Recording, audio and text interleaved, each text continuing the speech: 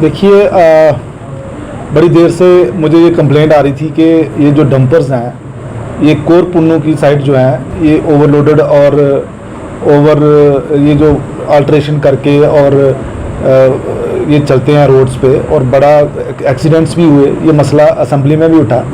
तो मैंने इससे पहले भी 2-3 बार नेशनल हाईवे पे और पल्ली रोड पे, जहाँ से कि वो कोर पुन्नू से माल उठा के रास्ते में चलते हैं, वहाँ नाके लगाए और लोगों को, जितने भी वायोलेटर्स थे उनको बड़े हैवी चालान किए।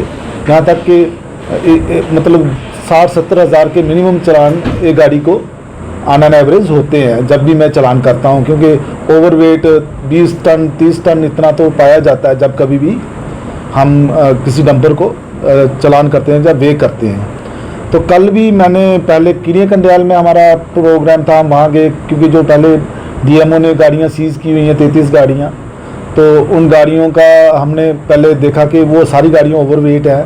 ये हमें पता चल गया क्योंकि वो छत तक लदी हुई हैं और ऊपर भी उनका, छत के ऊपर भी मतलब जो लेवल से भी ऊपर उन्होंने बजरी और मटेरियल डाला हुआ है।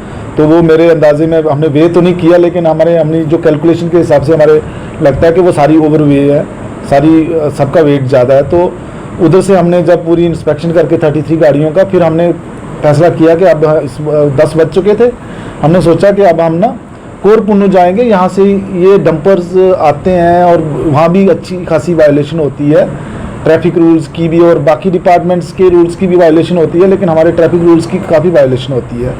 तो जब मैं वहाँ पे गया तो पहले हमें 2 डंपर वहाँ पे ओवरलोड मिले। तो वो उनसे मैंने पूछा कि आप बिल्टी बताइए, हमें बिल्टी दीजिए। जब बिल्टी दी तो उस पर सिर्फ 5 टन का मटेरियल लिखा हुआ था, जबकि हमारे अंदाजे मुताबिक उसमें कम से कम वो पूरी भरी हुई थी और उसमें मटेरियल जो है कम से कम 35-30 टन मटेरियल पड़ा हुआ था। तो हमने कहा कि हम ना ऐसे आपको अब चालान तो कर नहीं सकते, क्योंकि आप तो बहुत अंडरवेट दिखा रहे हो। तो मैं उनको कहा कि आप कंधे पे चलो और गाड़ी को मोड़ा। इतनी देर में वहाँ पे जो साथ ही एक पुलिस चौकी थी, पुलिस चौकी से एक कांस्टेबल आ गया। वो कहने लगा कि आपने हमारे जो ये चौकी अफसर हैं इनसे बात करिए, आप बिना इन्फॉर्म करके कैसे आ गए। मैं क्या, मैं आरटीओ हूँ, ट्रैफिक रूल्स की वायलेशन कब करना मेरा ड्यूटी है और मुझे किसी की परमिशन की ज़रूरत नहीं है ये वायलेशंस रोकने के लिए, तो आप हमें मत रोकिए। तो इतनी देर में वहाँ पे एक राजकुमार सैनी नाम का हेड कांस्टेबल है, वो आ गया और वो कहने लगा, जी आपने तो बताना चाहिए था हमें, आने से पहले हमारे जो चौकी अफसर हैं इनसे बात करिए। मैं क्या, तेरी नाक के नीचे जो है ये उसी दौरान जब मैंने 2 गाड़ियाँ सीज़ की थी, 7 गाड़ियाँ और आ गई।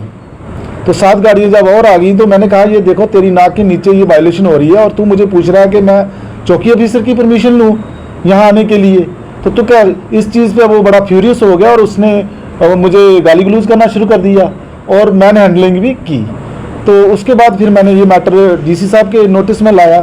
डीसी साहब के नोटिस में लाया, मैंने एसएचओ कंसर्न जो राजबाग थाना के हैं, मैंने उनसे भी बात की कि भाई देखो आपका बंदा ये यहाँ पे ठीक नहीं है, इस तरह के लोग ऐसी सेंसिटिव जगह पे नहीं होने चाहिए। जो एक ऑफिसर को बर्दाश्त नहीं कर रहे, वो एक आम छोटे मुलाजिम को कैसे बर्दाश्त करेंगे, या फिर आम लोगों के साथ क्या हरकत करते होंगे वो। मैंने तो वायलेशन रोकने के लिए वहाँ पे मैंने नाका लगाया था और इसकी प्रेजेंस में वायलेशन हो रही थी।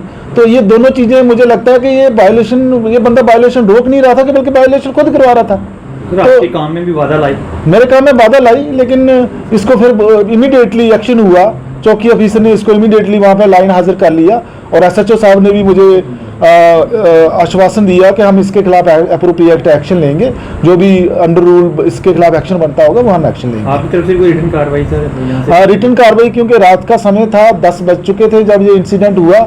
उसके बाद हम काफ़ी देर वहाँ पे बाकी गाड़ियाँ जो हमने सीज़ की थी उनको हम यहाँ पे लाए, 2 गाड़ियों को सीज़ किया, यहाँ लाए और बाकी गाड़ियों को हमने चलान वलान करना था तो 2 घंटे हमें वहाँ पे लग गए। फिर आके काफ़ी देर हो चुकी थी तो हम सो गए। तो अब सुबह मैंने रिटर्न कार्रवाई अब करेंगे। आपको क्या लगता है कि क्या इस पुलिस वाले की कोई सेटिंग होगी डंपरों के साथ? नहीं, मुझे ये नहीं पता कि इसकी कोई सेटिंग थी या नहीं थी, लेकिन मुझे ये अच्छा नहीं लगा कि हम गए हैं वहाँ पे वायलेशन कर्ब करने के लिए, लेकिन वहाँ पे मुझे किसी परमिशन की ज़रूरत थी नहीं, क्योंकि मैं पूरे डिस्ट्रिक्ट का आरटीओ हूँ और जहाँ कहीं भी ट्रैफिक वायलेशन होगी तो मैं नाका हमेशा जो एमबीडी का नाका परमानेंट नाका नहीं होता, क्योंकि हमारे पास स्टाफ कम है, इसलिए हम रैंडमली और सरप्राइज नाका लगाते हैं। तो कल हमने रैंडम और सरप्राइज नाका कोर पुन्नू में लगा लिया। तो उस बंदे का मुझे नहीं, मैं गारंटी से नहीं कह सकता कि उसकी कोई सेटिंग थी या क्या था, लेकिन उसका जो बिहेवियर था दैट वाज अनवारंटेड और ऐसा नहीं होना चाहिए था, क्योंकि उसने मेरे साथ इस तरह से बिहेव किया तो किसी के साथ भी वो डेंजरस है उस लोकेशन के लिए। वहाँ पे वो किसी दूसरे ऑफिसर पे भी कल को कोई करेगा तो अटैक कर सकता था। ऐसे लोगों को ऐसी जगह पे नहीं होना चाहिए। फिर भी वहाँ पर नाके लगेंगे आज के बाद?